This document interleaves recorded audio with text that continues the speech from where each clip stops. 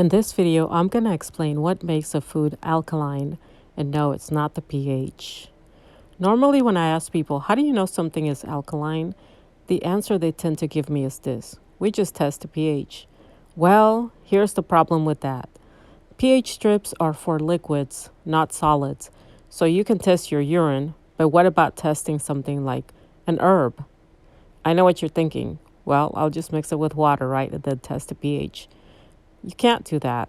And this is why Dr. Sebi sent his herbs to a laboratory to be tested. The laboratories identify our product as being natural, vegetation, cell food. So here's the thing. In the lab, the sample is protected so it won't be contaminated, but then it's incinerated to an ash. This is actually called the ash test. The ash is the inorganic residue that remains after the water and the organic matter have been removed. So this is why you wouldn't want to mix your sample with water, because we're trying to get rid of the water, and that's why we incinerate it. That's why we burn it to an ash.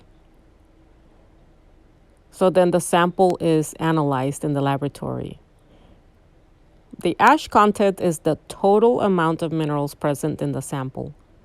Whereas the mineral content, this is the specific amount of each of the components. So it's going to tell you the specific amount of, let's say, calcium, the specific amount of sodium and potassium.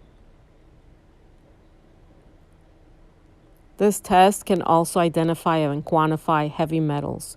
So it can tell you if your sample has heavy metals and how much of each heavy metal it has. That's very helpful.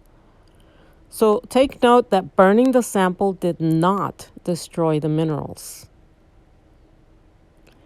In the core of the sun at 27 million degrees Fahrenheit, there are minerals. You could boil it, you could burn it to an ash, and grind it to charcoal. It is still alive. That's why Dr. Sebi was so confident in saying that it doesn't matter if you cook the food or not. So here's the key takeaway. Mineral composition is what determines alkalinity of a food, of an herb.